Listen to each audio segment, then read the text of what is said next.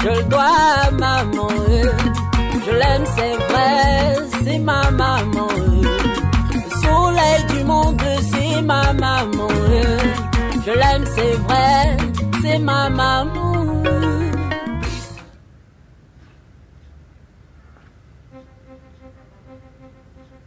Que se passe-t-il? C'est qu'elle manque de politesse, ça. Mais un peu de respect quand même. Tu n'es pas ici dans ton palais de justice, tu es chez ta grande sœur. Retrouve-moi toutes les civilités qui s'imposent. Lorsque tu m'as appelé de toute urgence, tu as tenu compte de tes bonnes civilités. Tu m'avais même seulement dit bonjour. Tu t'en foutais éperdument lorsqu'il t'a dit que j'étais occupée. Sache que tu viens de m'interrompre en plein procès et pas n'importe lequel. Et c'est toi la première à me donner les leçons de civilité. Tous les procès se valent. Et je t'appelle comme ça pour un autre procès, plus urgent. Tous les procès ne se valent pas, grande sœur. Il me fallait trancher un gros procès de détournement de fonds publics de près de 40 milliards. J'ai dû mettre l'affaire en suspens pour courir jusqu'ici. Vous voyez maintenant, à cause de vous, j'ai gâté le gombo de ma sœur. Il n'y a aucun gombo qui tienne. Tu sais très bien que je ne suis pas corruptible. Ça risque d'être très compliqué pour les gens anciens. En tout cas, c'est vous qui avez la décision dans ce pays. Viens t'asseoir.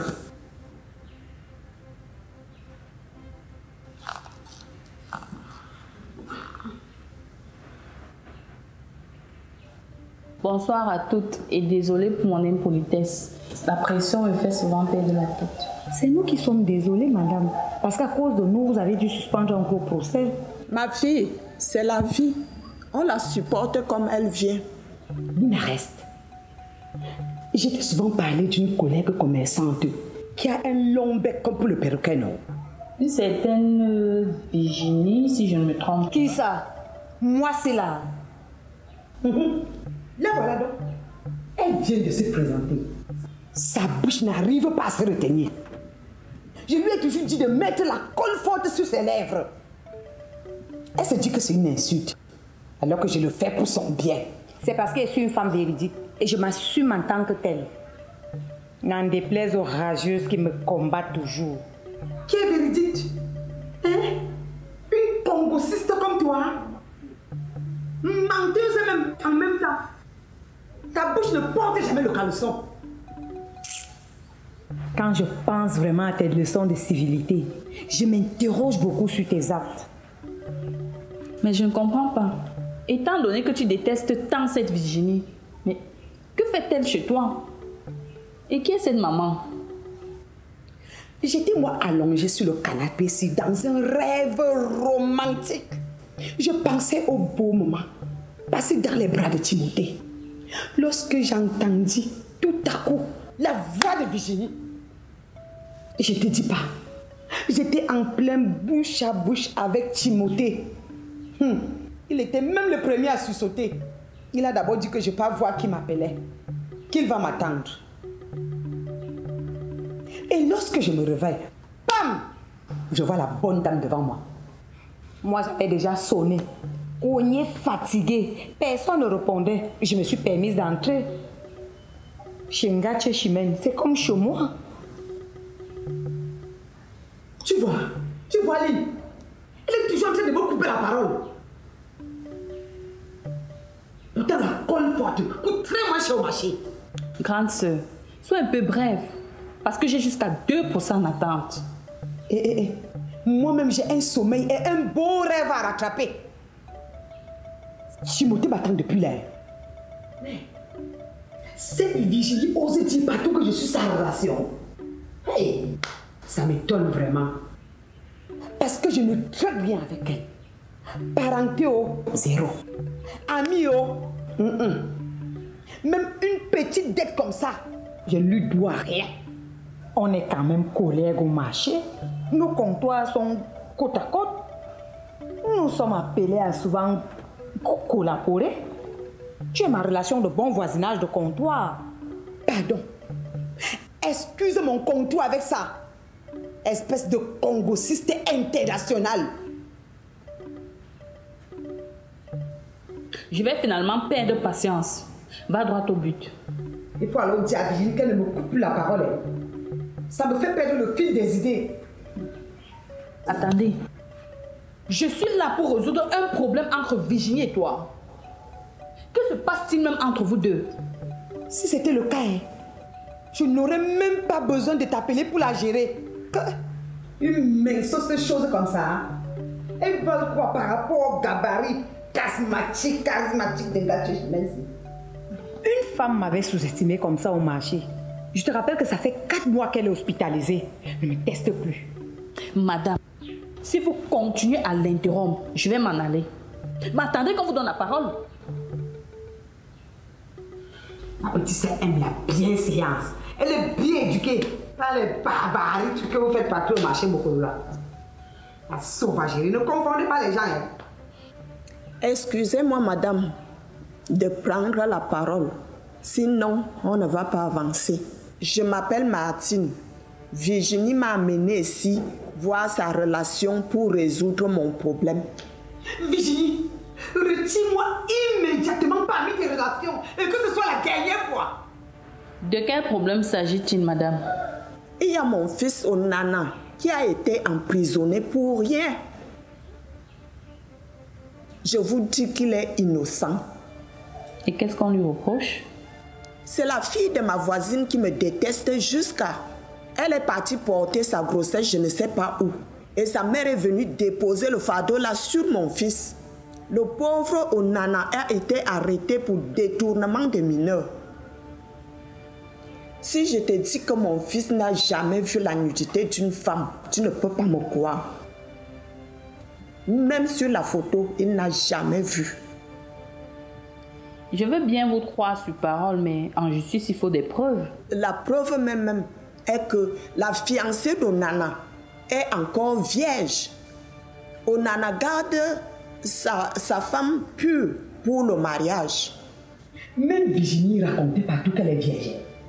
Jusqu'à ce qu'on découvre qu'elle a un enfant de 25 ans. Ça veut dire qu'à l'âge de 10 ans, elle était déjà dans ça. Je vous dis que si vous écoutez la bouche de la femme-ci, vous allez lui donner le bon Dieu, sans confession.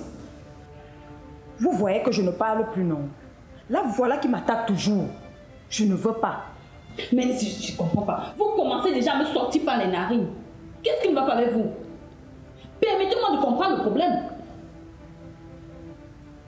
Il y en a marre à la fin.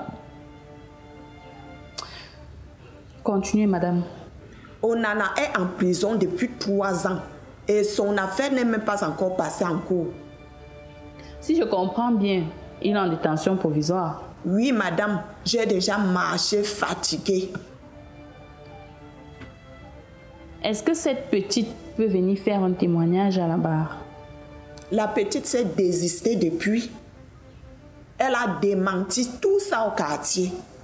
Comme sa mère est méchante, elle a laissé le ministère public suivre l'affaire.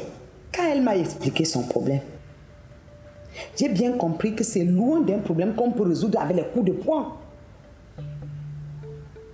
Heureusement que tu es là. Tu es quand même procureur général dans ce pays. Effectivement, la relation de ma relation est aussi ma relation. On est quelqu'un derrière quelqu'un. Ta déduction est tout à fait logique, mais je ne roule pas dans des histoires endormies de vous. Pour faire appel à moi, il faudrait avoir raison. Et si je constate, après vérification, que vous avez menti, je vais me retourner contre vous. Et vous allez en pâtir. Voilà ce que je disais, non? Parce que Virginie ici, elle ment comme elle respire. Tant pis pour vous si votre histoire est fausse. Pardon, veuillez m'excuser, je ne veux pas les problèmes. Je ne veux pas compliquer la situation de mon fils. C'est Virginie qui m'a conseillé de vous mentir. Voilà. Moi, je préfère dire la vérité. Effectivement, il faut aider la relation à vous aider en disant la vérité. Onana est bel et bien coupable. C'est lui qui a enceinté la fille là. Pardon, aidez-moi à le sortir de là. Madame, tous les justiciables sont soumis aux mêmes lois et les coupables répondront de leurs actes. Je suis très loin de prôner une justice à géométrie variable. Je ne fais pas du 1 poids 2 mesures. Bon, tout ce que je pourrais faire pour vous, c'est de vous aider à trouver un bon avocat. À mes frais, bien sûr. Il pourra vous trouver des moyens d'obtenir des circonstances atténuantes ou gain de cause, pourquoi pas. Ça dépendra de tous les éléments à disposition. Mais ne comptez pas sur moi pour influencer la décision d'un quelconque juge. Merci beaucoup. Je vous dois combien pour ça? Vous ne me devez rien, madame. Je ne fais que mon travail. Merci, madame. Merci, merci. Bien. Vous allez m'envoyer par message le nom du prévenu ainsi que son numéro de dossier. Et je ne peux vous souhaiter que bon courage. J'ai un procès à rattraper. Merci beaucoup, madame. Que Dieu vous bénisse. Mieux de vous. Vous pensez que vous avez un bon voyage chez Ngachi avec tous vos papiers. Donc je sors ma relation gratuitement. Ça ne va pas dans vos têtes. J'ai dépensé en temps, en crédit de communication, en transport, en énergie, en transpiration, en inspiration. Pour être honnête, c'est moi. Je vais gérer ça. Parce que j'ai encaissé comme ça 100 000 francs. Elle va encore me donner 30 000. C'est ça que je vais te donner. Hey. Je faisais tout ça pour te piéger, Virginie. Je savais que tu ne fais rien pour rien. Je ne vais même pas te demander 1 centime pour ça. Elle va te rembourser ton argent. Sinon, je vais mettre ma soeur derrière elle pour escroquerie. Tu sais quoi? Je n'ai même plus hâte. Je vais lui rembourser ça à compte au coup. Madame Gacho, votre générosité me touche beaucoup. Lorsque je donne, ce n'est plus pour reprendre. Laisse-la avec cet argent. Tu as la chance, Virginie. J'ai dit que tu as vraiment la chance. Maintenant, je dois rattraper le même sommeil que j'avais quand tu es venu. Timothée m'attend depuis. Gare à toi si je ne retrouve plus mon rêve. Je souhaite que Dieu te donne un autre mari. Parce que ça me fait mal quand je te vois vivre une intimité dans les rêves. Merci, madame. Vous avez raison. Je dois arrêter de rêver. Mais Timothée me manque beaucoup. Alors que tu es encore belle et jeune. En attendant, tu peux te faire plaisir à regarder les films pour adultes. Hein? Ça va t'aider à garder le moral. Ah bon? C'est tout ce que tu trouves à me dire? Dehors! Vas-y, je vais pas te brutaliser. Hein? Escroc, congociste. Elle ose dire que je suis ta relation, alors qu'elle est venue abuser de ma générosité.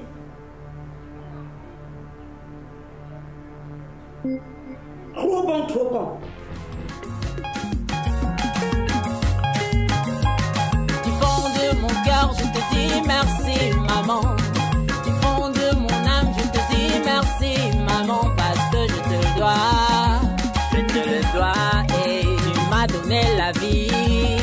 La vie et tu es ma mère et tu m'as comblé.